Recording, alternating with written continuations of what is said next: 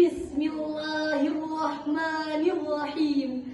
Assalamualaikum warahmatullahi wabarakatuh. Alhamdulillah. Nahmaduhu wa nasta'inuhu wa nastaghfiruh. Wa na'udzu billahi min syururi anfusina wa min sayyiati a'malina. May yahdihillahu fala mudilla lahu wa may yudlilhu fala hadiya lahu. Asyhadu an la ilaha illallah wahdahu la syarika lahu wa asyhadu anna Muhammadan abduhu wa rasuluh la nabiyya ba'da amma ba'du. Dewan juri yang arif dan bijaksana, hadirin hadirat para pendengar yang dirahmati oleh Allah Subhanahu wa taala. Al-Qur'an bukan hanyalah bacaan, bukan hanya pajangan mushaf yang diletakkan di rak buku, tetapi Al-Qur'an adalah pedoman hidup yang harus dihayati dan diamalkan dalam kehidupan sehari-hari. Apalagi bagi para pemuda muslim yang kelak akan menjadi pewaris estafet perjuangan bangsa dan agama. Oleh karena itu, pada kesempatan yang berbahagia ini, izinkan kami menyampaikan syarahan Al-Quran yang berjudul Membangun Generasi Qurani di Kalangan Pemuda Muslim.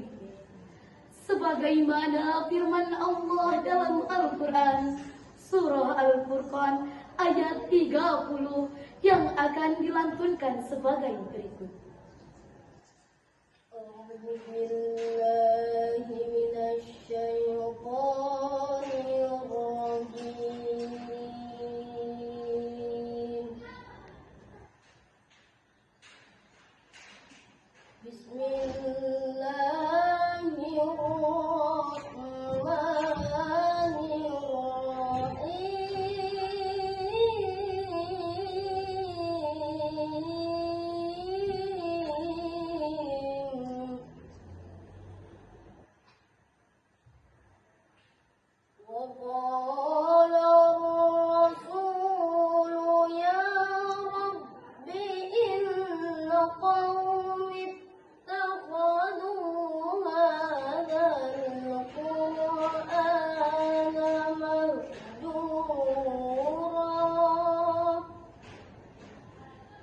Hamba berlindung kepadamu ya Allah dari usikan setan yang terkutuk dengan menyebut asmamu ya Allah yang maha pengasih lagi maha penyayang, yang artinya, dan berkatalah Rasul, wahai Tuhanku, sesungguhnya kaumku menjadikan Al-Quran ini sesuatu yang ditinggalkan. Ayat ini memberi peringatan keras bahwa meninggalkan Al-Quran adalah bentuk kehancuran suatu generasi. Maka membangun generasi Qurani adalah kebutuhan mendesak di tengah arus globalisasi dan teknologi. Imam Ibnu Katsir dalam tafsirnya menegaskan bahwa meninggalkan Al-Quran tidak hanya berarti meninggalkan pembacaannya, tetapi meninggalkan pemahaman, penghayatan, dan pengamalannya dalam kehidupan sehari-hari. Pemuda memegang peran strategis dalam membangun peradaban. Namun, fakta yang terjadi di lapangan hadirin menunjukkan bahwa masih banyak pemuda muslim yang jauh dari Al-Quran. Berdasarkan survei Badan Pusat Statistik tahun 2022, lebih dari 60% remaja Indonesia menghabiskan waktunya lebih dari 5 jam sehari hanya dengan gadget dan media sosial. Sementara minat membaca Al-Quran masih tergolong rendah. Padahal Allah Ta'ala telah menegaskan dalam Al-Quran, sebagai berikut.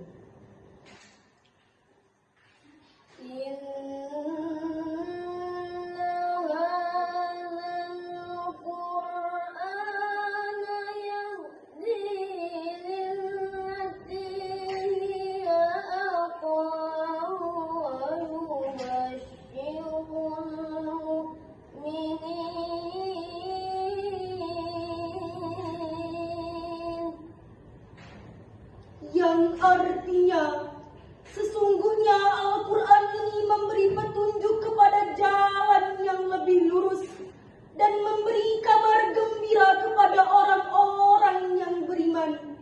Quran Surah Al-Isra ayat 9.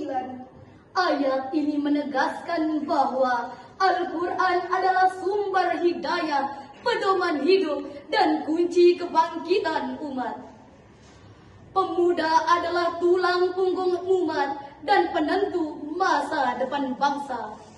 Masa muda adalah masa emas, masa di mana semangat, tenaga, dan pikiran masih jernih-jernihnya. Apabila pemuda tidak diisi dengan Al-Quran, niscaya ia akan diisi dengan hal yang sia-sia yang dapat menjauhkan kita dari ridho Allah Ta'ala. Cahaya kehidupan bagi seorang muslim, khususnya pemuda, hanya berpegang teguh kepada Al-Quran.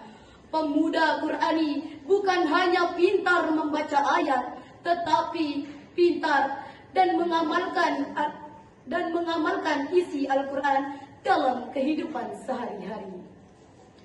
Sebagaimana firman Allah dalam Al-Quran, Surah Al-Maidah ayat 15 dan 16 yang akan dilantunkan sebagai berikut.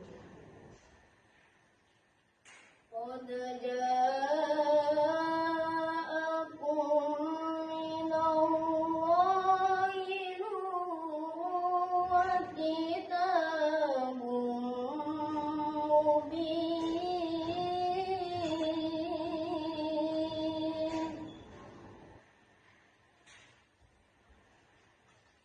يهدي به الله من اتبع رضوانه سبل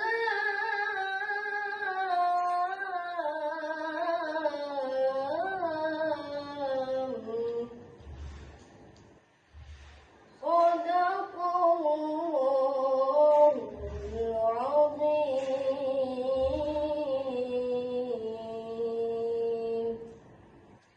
Yang artinya sungguh telah datang kepadamu cahaya dari Allah dan kitab yang jelas. Dengan kitab itulah Allah memberi petunjuk kepada jalan menuju keselamatan. Maha benar Allah dengan segala firman-Nya. Saudaraku yang dirahmati oleh Allah Subhanahu wa Ta'ala, generasi muda hari ini sedang menghadapi tantangan besar. Arus globalisasi yang menawarkan gaya hidup jauh dari nilai-nilai Islam. Gadget dan media sosial yang sering melalaikan krisis moral dan identitas akibat lemahnya iman. Apabila pemuda tidak dilandasi dengan Al-Quran, niscaya ia akan terjerumus dalam pergaulan bebas, narkoba, dan ateisme. Hadirin sekalian, mari kita bayangkan apabila pemuda muslim benar-benar Qurani, pemuda yang sholatnya khusyuk, lisannya lembut, hatinya bersih, pikirannya jernih, tindakannya membawa manfaat, maka akan lahirlah peradaban mulia yang menjadi rahmat bagi alam semesta. Semoga bermanfaat dan menambah keimanan serta ketakwaan kita kepada Allah Subhanahu wa Ta'ala. Sekian yang dapat kami sampaikan, kurang dan lebihnya mohon dimaafkan. Terima kasih atas segala perhatian. Kami akhiri dengan ucapan wassalamualaikum warahmatullahi wabarakatuh.